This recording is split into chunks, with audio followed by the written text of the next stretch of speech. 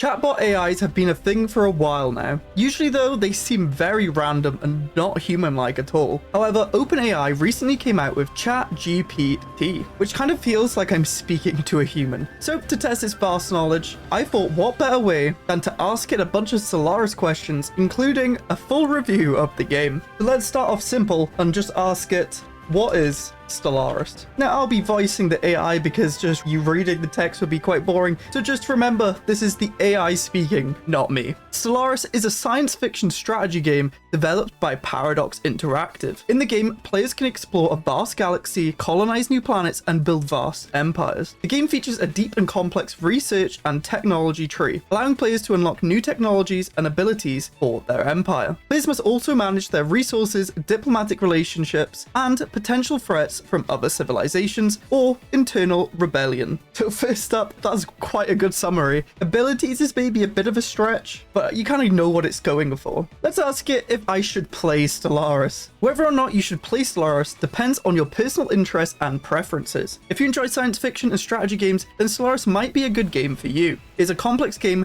with a lot of depth, but may not be the best choice for someone who is new to strategy games, who is looking for a more casual gaming experience. However, if you are willing to put in the time to learn the game and enjoy a challenge, then Stellaris might be a great choice for you. Ultimately, the decision to play Stellaris or not is up to you. But I wished-washy way to answer the question, but it's not wrong. Okay, let's ask it to write a Stellaris review with a rating. I recently played Stellaris and found it to be a complex and engaging strategy game. The game's vast galaxy, rich research and technology tree, and deep diplomacy system kept me engaged for hours on end. The game's beautiful graphics and immersive soundtrack added to the overall experience. One of my favorite things about Stellaris is the ability to customize and build your own empire. You can choose your species, customize your ship, and build a unique strategy to expand your empire and achieve your goals. The game's complex research and technology tree allows you to unlock new abilities and technologies as you progress, adding an element of progression and growth to the game. The diplomacy system in Stellaris is also well designed and adds an extra layer of strategy to the game. You must carefully manage your relationships with other empires and make decisions that will impact your reputation and alliances. This can lead to interesting diplomatic situations and keep the game interesting even when you are not actively engaged in combat. Overall, I would give Stellaris a rating of 9 out of 10. It's a deep and complex game that will keep you engaged for hours on end. The only downside is that it can be a bit overwhelming for players who are new to strategy games, but if you're willing to put in the time to learn the game, it is well worth it. That's quite a good review, to be fair. If I was to really critique what the AI is actually saying, is the game is not good. No, I'm kidding. I'm joking. 9 out of 10 is such a good score. I would say the abilities thing is a bit weird to say. It's not like you're playing like a hero or like a player who gets new abilities. Diplomacy system is all right. In my opinion, it could be a bit better, but overall, this is quite a true review, to be honest. So they've convinced us to buy the game. How do we play Stellaris? That's the real question. To play Stellaris, you will need to purchase the game and install it on your computer. Once the game is installed, you can start it up and create a new game. From there, you will be given the option to customize your empire, including your species, political system, and starting planets. Once you've created your empire, you will be placed in a galaxy with other empires. From there, the game will play out in real time, with you making decisions about how to manage your empire and expand your territory. This will involve researching new technologies, colonizing new planets, building up your military, and engaging in diplomacy with other empires. Throughout the game, you will encounter various challenges and threats, such as other empires, space monsters, and internal rebellion. You need to make strategic decisions and manage your resources effectively in order to overcome these challenges and achieve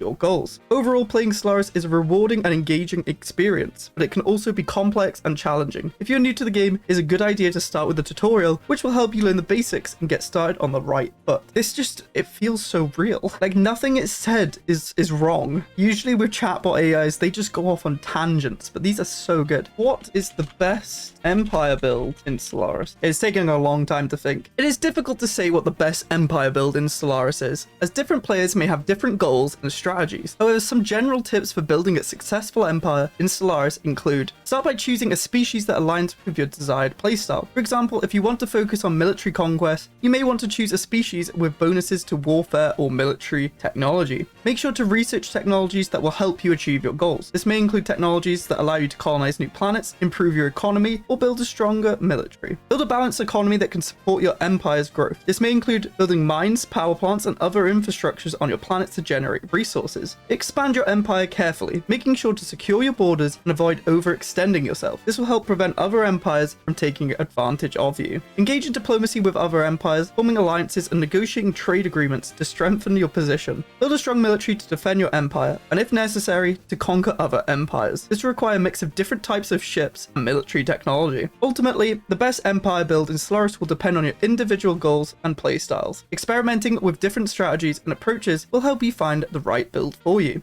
This is...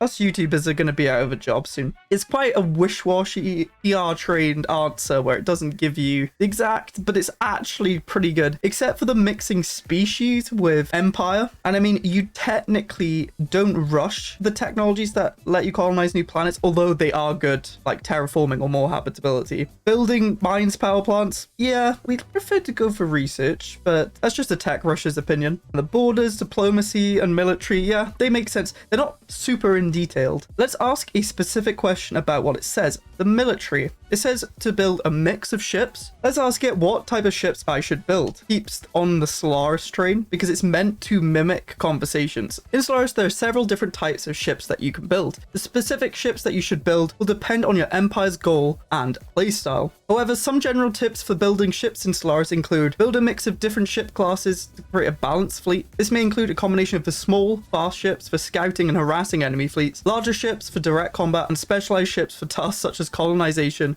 or mining. Prioritize building ships with strong weapons and defenses. This will help your ships survive in combat and defeat enemy ships. Consider building ships with support abilities, such as repair or buffing other ships. These ships can provide valuable support to your fleet in combat. Make sure to research the technologies that unlock new ship designs and abilities. This will give you access to more advanced ships and allow you to customize your fleet to fit your desired strategy. Keep your fleet size and composition balanced with your empire's growth and expansion. As your empire expands, you may need to build more ships to defend your territory and explore new areas. Ultimately, the best type of ships to build in Stellaris will depend on your specific goals and the situation in your game. Experimenting with different ship builds and strategies will help you find the right approach for your empire. Okay, this is the first one where it's kind of not true, but you can kind of see where it's going. So let's break it down. So yeah, there are different types of ships. Kind of will depend on your goal and play style. That's kind of a stretch. Most of the time, you kind of do the same thing. So build a mix of different ship classes is now true until another meta arises. In theory, 3.6 should be balanced, but I don't know. By the time this video's out, there might be a meta where you just build one type of ship. It's too early to tell. So the way it's saying to combine is kind of wrong. Small fast ships for scouting and harassing isn't really a thing. That's more like an RTS. Larger ships for direct combat, also that's kind of last meta if it's talking about battleships, and specialized ships for tasks such as colonization or mining. I didn't specify military ships, so we'll allow this because of me not specifying it. So that is true. Prioritize building ships with strong weapons and defenses. I mean, that's kind of obvious, is it not?